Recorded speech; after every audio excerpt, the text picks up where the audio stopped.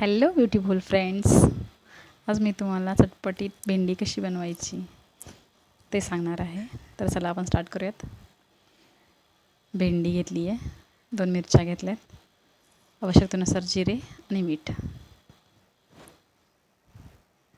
याच्यामध्ये तुम्ही कांदा लसूण पण घालू शकता. चला तर आता हे धुवून घेतल्यानंतर अशा पुसून चिरून घ्यायच्या. धुतल्यानंतर भेंडी चिरायची नाही, नाहीतर ती अशी गिळगिळीत होते. त्यामुळं आधी धुवून घ्यायची, नंतर त्या पुसून चिरून घ्यायच्या अशा.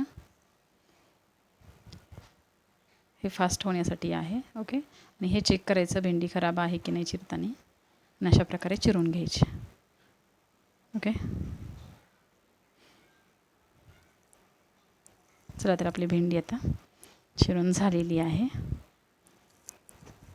आता आपण 2 मिरच्या चिरून घेऊयात. तुम्ही कमी जास्त तुमच्या ह्याच्यानुसार घालू शकता तिखट. ओके. मिरच्या चिरून झालेल्या आहेत.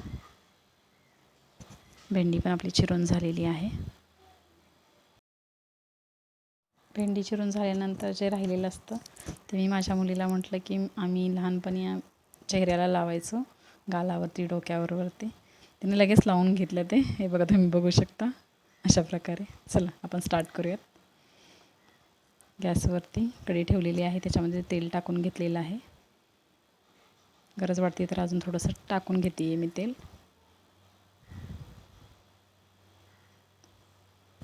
तेल टाकून झाल्यानंतर त्याच्यामध्ये जिरे टाकायचे आहेत. मस्त असे जिरे भाजून घ्यायचे आहेत. ते भाजल्यानंतर त्याच्यामध्ये मिरची टाकायची आहे, आणि मिरची ही प्रॉपर अशी चांगली तेलामध्ये परतवून घ्यायची आहे.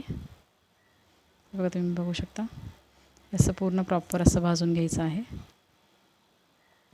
मिरची भाजून झाल्यानंतर जी आपण चिरून घेतलेली भेंडी आहे ती आणि मीठ त्याच्यामध्ये टाकायचं आहे.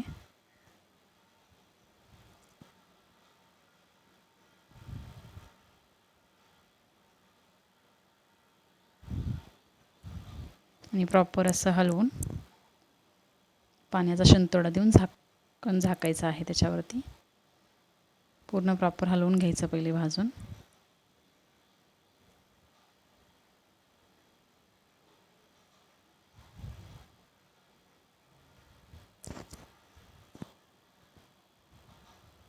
ओके. प्रॉपर असं चांगलं तेलामध्ये भाजून झाल्यानंतर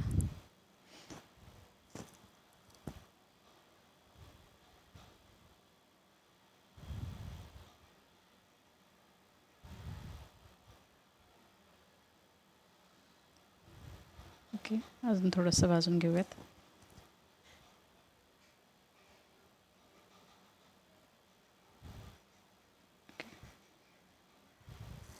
ठीक आहे, छान भाजलं जाते.